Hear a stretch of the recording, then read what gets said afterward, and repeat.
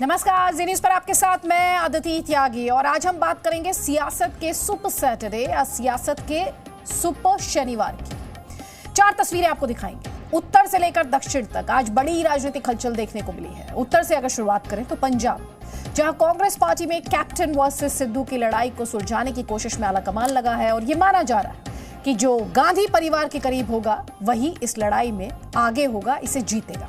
दूसरी तस्वीर दिल्ली से, जब प्रधानमंत्री नरेंद्र मोदी और एनसीपी अध्यक्ष शरद पवार के बीच मुलाकात हुई। मुलाकात राजधानी दिल्ली में हुई, लेकिन राजनीति गरमाई महाराष्ट्र में।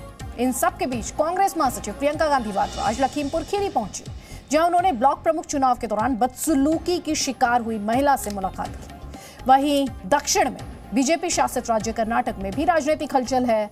कर्नाटक के मुख्यमंत्री बीएस येदियुरप्पा आज दिल्ली में थे। उन्होंने जेपी नड्डा और रक्षा मंत्री राजनाथ सिंह से मुलाकात की और राजनाथ सिंह से मुलाकात के बाद सवाल ये, क्या कर्नाटक में भी सत्ता परिवर्तन होने जा रहा है? लेकिन इस सब के बीच बड़ी खबर यह है कि पंजाब कांग्रेस विवाद में एक बड़ा मोड़ आ गया है। बड़ा और नया मोड़ यह है कि पंजाब के मुख्यमंत्री कैप्टन अमरिंदर सिंह सिद्धू के सामने शर्तें रख रहे हैं। हमारे सोर्सेज कहते हैं कि कैप्टन ने यह शर्त रखी है कि नवजोत सिंह सिद्धू सार्वजनिक तौर पर उनसे माफी मांगे। उन्होंने शर्त रखी है कि जब तक नवजोत सिंह सिद्धू उनसे माफी नहीं मांगेंगे वो तब तक मुलाकात नहीं करेंगे। और ज्यादा डिटेल्स के लिए रुख करते हैं मीडिया संवाददाता रविंद्र सिंह रॉबिन का। रविंद्र, सबसे पहले ये जो शर्त है, क्योंकि ये अपने आप में एक डेवलपमेंट है। पहले पार्टी आलाकमान की तरफ से, हरीश रावत की तरफ से कहा गया था कि कैप्टन कह रहे हैं जो सोनिया कहेंगी, जो आलाकमान कहेगा वो करेंगे, लेकिन अब एक और शर्त रख दी गई है कैप्टन अमरिंदर द्वारा, जिसमें वो कह रहे हैं नवजोत सिंह सिद्धू सार्वजनिक तौर पर माफी मांगे। जी अदिति, आज जो हरीश रावत के साथ कैप्टन की मीटिंग हुई उसमें कैप्टन अमरिंदर सिंह ने इस बात पे तो कोई एतराज नहीं बताया कि जो कांग्रेस के प्रधान है वो कह रहे हैं कि उनका हक है, वो किसी को भी पीपीसीसी का, पंजाब प्रदेश कांग्रेस कमेटी का प्रधान लगा सकते हैं। लेकिन उन्होंने अपनी नाराजगी जो है वो अभी भी कायम रखी। उन्होंने हरीश रावत से, जो हमारे सूत्र बताते हैं, कि उनसे ये कहा कि जब तक नवजोत सिंह सिद्धू पिछले दिनों में जितने भी उन्होंने सोशल मीडिया में, ट्विटर पे या फेसबुक पे या टीवी चैनल्स पे जिस तरीके से उन पे अटैक किया, उसकी वो सार्वजनिक नवजोत सिंह सिद्धू माफी मांगे। सूत्र बताते हैं कि उन्होंने, कैप्टन ने यह बात साफ जाहिर की है कि जब तक नवजोत सिंह सिद्धू उनसे माफी नहीं मांगेंगे जनतक तौर पर, तब तक वो उनसे मुलाकात नहीं करेंगे। तो एक तरह से अभी भी जो नवजोत सिंह सिद्धू या पीपीसीसी की जो अनाउंसमेंट होनी है वो फिर आज के दिन के लिए लगता है रुक गई है। आप कह रहे हैं जो अनाउंसमेंट होनी थी नवजोत सिंह सिद्धू को लेकर प्रधान के तौर पर, वो रुक गई है, लेकिन आपसे अब हम ये जानना चाहेंगे कि इस शर्त के बाद हरीश रावत का, आपके सोर्सेस क्या बता रहे हैं, हरीश रावत का क्या रिएक्शन था, या पार्टी आलाकमान इस शर्त को कैसे देख रहा है, और क्या अगर ये शर्त नहीं मानी जाती है तो फिर इसके पंजाब कांग्रेस के लिए क्या मायने होंगे? हरीश रावत हालांकि ऑफिशियल तौर पर अपने ट्विटर के माध्यम से भी उन्होंने ये बात कही कि कैप्टन अमरिंदर सिंह ने इस बात पे राजी हुई है, हो गए हैं कि जो भी दिल्ली से फैसला लिया जाएगा वो उनको सिर्फ मान्य होगा, वो उसे मानेंगे। ये तो हरीश रावत का ऑफिशियल बयान है, लेकिन जो अंदर जो सूत्रों ने ये बात बताई कि जिस तरह कैप्टन अमरिंदर सिंह ने नवजोत सिंह सिद्धू के प्रति अपनी नाराजगी दिखाई, उस पर अभी हाईकमान ने अपना बयान देना भी बाकी है, इस पे कार्रवाई भी बाकी है। लेकिन जो और दूसरी तरफ सिद्धू की तरफ जो हमारे सूत्र वो बताते हैं कि सिद्धू बाकी नाराज जितने भी कांग्रेस के एमएलए या एमपीज और जितने भी मंत्री हैं उनसे मिल चुके हैं और वो शायद इस बात पर राजी हो जाए किसी भी तरीके कैप्टन अमरिंदर सिंह को भी मनाने में, क्योंकि अगर उन्हें प्रधान बनाया जाता है। रविंद्र, यहाँ पे हमारे दर्शकों की दिलचस्पी ये जानने में भी होगी कि कैप्टन अमरिंदर सिंह और नवजोत सिंह सिद्धू के बीच कॉम्प्रोमाइज फॉर्मूला है क्या?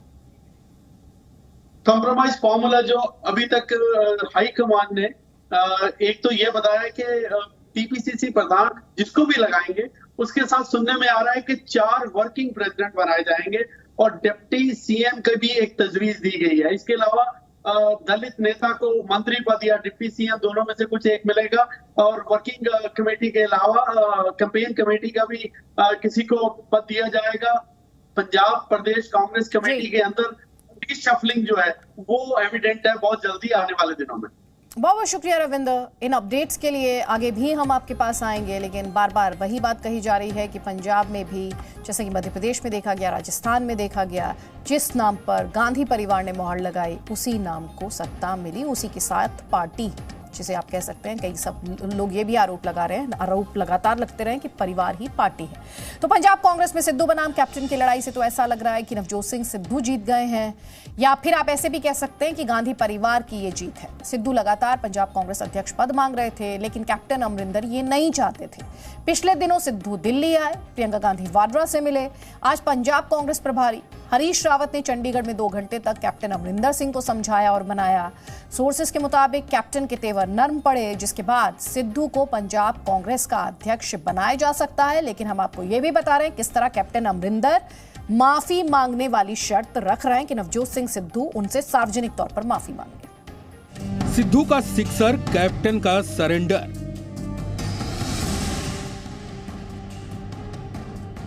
पंजाब में परिवार जीता, पार्टी हारी।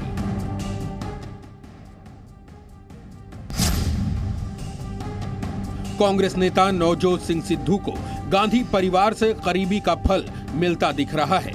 पंजाब कांग्रेस अध्यक्ष बनने की उनकी वो तमन्ना, जिस पर मुख्यमंत्री कैप्टन अमरिंदर सिंह ने ब्रेक लगाने की कोशिश की थी, वो फिर से पूरी हो सकती है।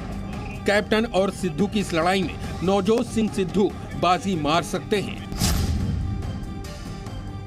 सूत्रों के मुताबिक सिद्धू को पंजाब कांग्रेस का अध्यक्ष बनाया जा सकता है। सिद्धू के चेहरे पर दिख रही खुशी कैप्टन के खिलाफ जीत की वजह से ही है। दरअसल कैप्टन अमरिंदर सिंह को कांग्रेस आला कमान का संदेश लेकर आज कांग्रेस के पंजाब प्रभारी हरीश रावत विशेष हेलीकॉप्टर से चंडीगढ़ पहुंचे थे, जहां उन्होंने 2 घंटे तक कैप्टन को बनाने की कोशिश की। जिस वक्त कैप्टन अमरिंदर सिंह हरीश रावत के साथ मुलाकात कर रहे थे, ठीक उसी वक्त सिद्धू अपनी पार्टी के अलग अलग नेताओं से मीटिंग कर रहे थे। भाई ने मार्गदर्शन, बस इन्हीं गल खत्म। नवजोत सिंह सिद्धू के हाव भाव देखकर यह साफ पता लग रहा था कि उन्हें पहले से ही मालूम था कि क्या होने वाला है। जब हरीश रावत कैप्टन अमरिंदर सिंह से मिलकर बाहर आए तो उनके बयानों से यह साफ हो गया कि कैप्टन अमरिंदर सिंह गांधी परिवार के आदेश के बाद अब बैकफुट पर आने के लिए तैयार हो गए हैं। उन्होंने फिर से अपने पुराने बयान को और कहा है जो कुछ निर्णय आदरणीय कांग्रेस प्रेसिडेंट लेंगी, कैप्टन अमरिंदर सिंह उसको। कुछ दिन पहले नवजोत सिंह सिद्धू को पंजाब कांग्रेस का अध्यक्ष बनाने की खबर लीक हुई तो मुख्यमंत्री कैप्टन अमरिंदर सिंह नाराज हो गए। उन्होंने सोनिया गांधी से फोन पर बात कर और बाद में चिट्ठी लिखकर अपनी नाराजगी जताई थी।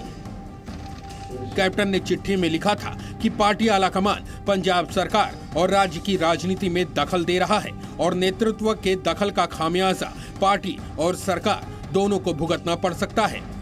कैप्टन अमरिंदर सिंह की नाराजगी की खबर के बाद शुक्रवार को नवजोत सिंह सिद्धू दिल्ली आ गए और राहुल गांधी से मिले।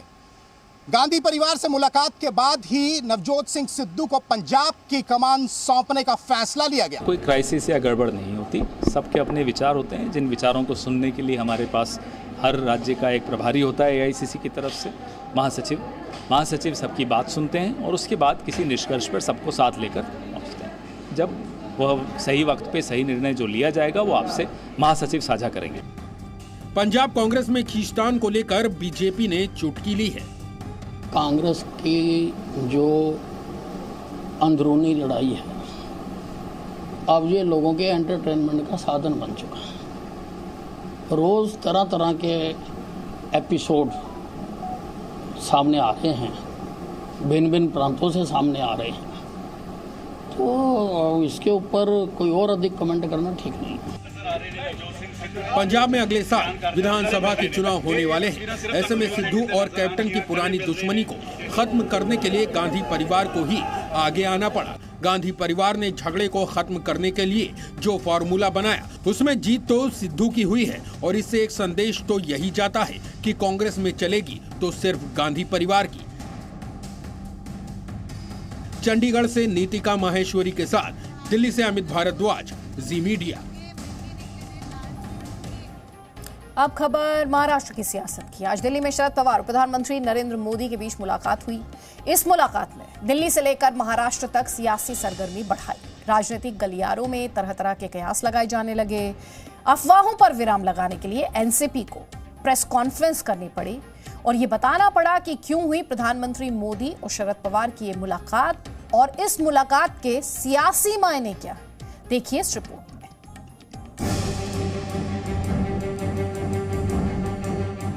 ये सियासत के शनिवार की सबसे पावरफुल तस्वीर है।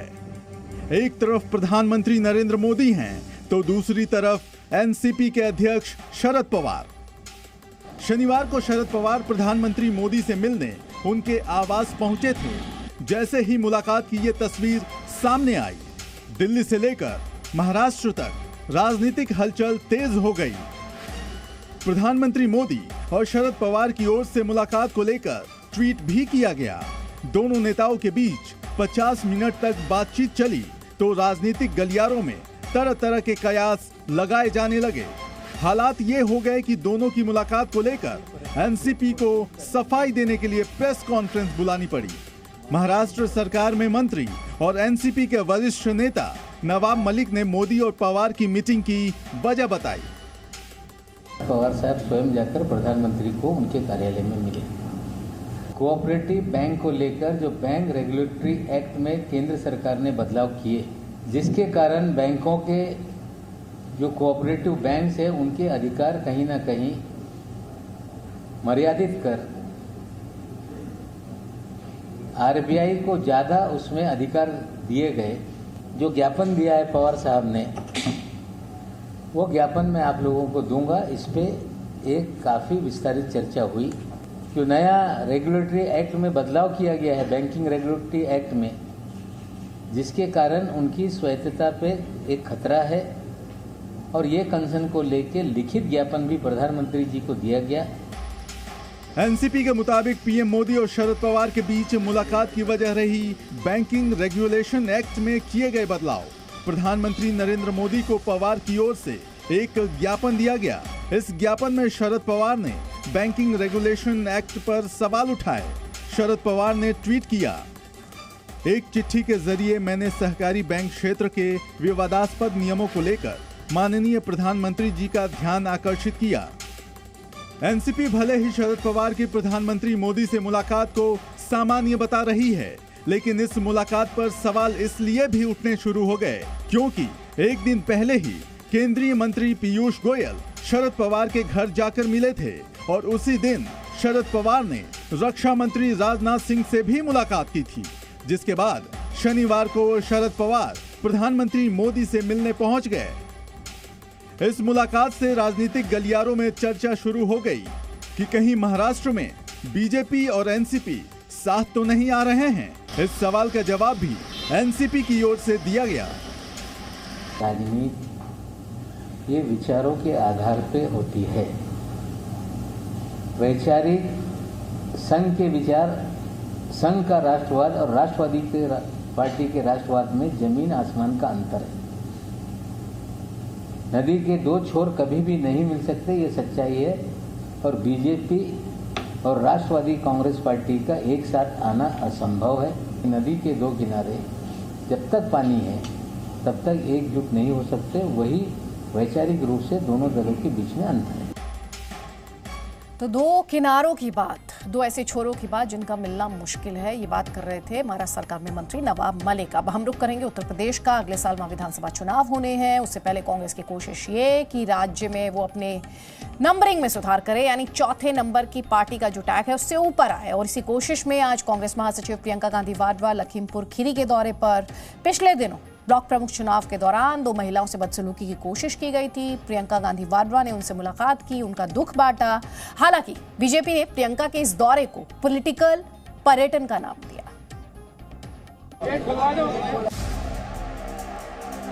लखीमपुर के लिए रवाना हो चुके हैं।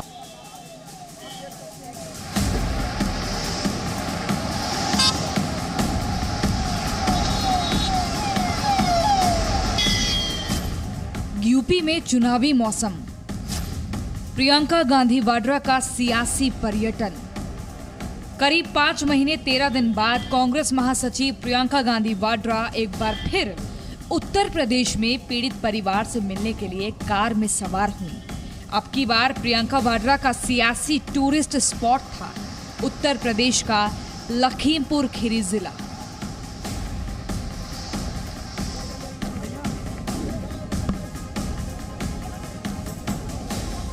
एक महिला के कंधे पर हाथ रख उससे बात कर रही प्रियंका वाड्रा दरअसल सहानुभूति देने के लिए यूपी के लखीमपुर खीरी जिले पहुंची थी। जिस महिला से प्रियंका दर्द बांट रही हैं, वो कौन है? 8 जुलाई को ब्लॉक प्रमुख चुनाव के नामांकन के दौरान लखीमपुर खीरी के पसगावा में कुछ लोगों ने महिला प्रत्याशी और उसके साथ आई महिला प्रस्तावक से बदसलूकी की थी। आरोपियों ने महिला प्रस्तावक की साड़ी खींचने की कोशिश की थी। इस घटना के बाद वैसे तो यूपी पुलिस ने आरोपियों को गिरफ्तार कर लिया था और घटना के दौरान लापरवाही बरतने वाले पुलिस वालों तक को सस्पेंड कर दिया था। उस घटना के 9 दिन बीत जाने के बाद प्रियंका गांधी ने दोनों पीड़ित महिलाओं से मुलाकात की। 20 मिनट की मुलाकात में प्रियंका ने पीड़ित महिलाओं से दर्द बांटा। मुलाकात के बाद मीडिया के सामने आई प्रियंका के निशाने पर योगी सरकार थी। देश की एक एक महिला, उत्तर प्रदेश की एक एक महिला, पूरे भारत देश की एक एक महिला इनके साथ खड़ी है। मैंने इनसे कहा, आप घबराओ मत, हौसला रखो, एक दिन वो नामांकन पत्र भरोगी और वो चुनाव जीतोगी और जरूर लड़ो। मैं मांग करती हूँ कि यहाँ का चुनाव रद्द किया जाए, दोबारा से चुनाव हो यहाँ। प्रियंका वाड्रा ने लखीमपुर खीरी समेत हिंसा प्रभावित इलाकों में ब्लॉक प्रमुख चुनाव रद्द करवाने की मांग उठाई। ब्लॉक प्रमुख चुनाव में हिंसा को लेकर प्रियंका वाड्रा को एक बार फिर लोकतंत्र की याद आ गई। और हर जिले में कुछ ना कुछ हुआ है। कहीं हिंसा हुई है, कहीं बम फूटे हैं, कहीं पे गोली लगी है, कहीं पे मारपीट हुई है, कहीं पे महिलाओं के साथ अत्याचार हो रहा है। प्रधानमंत्री जी यहाँ के कहे कि बधाई दी है पंचायत के चुनाव के लिए। तो क्या आप अपने प्रदेश में यही चाहते हैं, देश में ये चाहते हैं कि लोकतंत्र की इस तरह से धज्जियां उड़ाई जाए? प्रियंका वाड्रा के लखीमपुर खीरी दौरे को योगी सरकार के मंत्री मोहसिन रजा ने सियासी पर्यटन का नाम दिया है। मोहसिन रजा ने सवाल उठाए कि चुनाव आ रहे हैं, इसीलिए कांग्रेस महासचिव को यूपी की याद आई है। मौन धारण करके ही ये अपना विरोध प्रदर्शन करने के लिए बहाना लेते हैं। ये कांग्रेस की नेता आई प्रियंका वाड्रा जी, उन्होंने कहा मौन विरोध कर रहे थे, तो आपकी बोलती बंद कर दी है, कांग्रेस की बोलती को देश में बंद कर दिया है। तो घाव पर मरहम या सियासी पर्यटन, फैसला उत्तर प्रदेश की जनता करेगी। Presenting V News app available on Google Play and App Store. Download it now.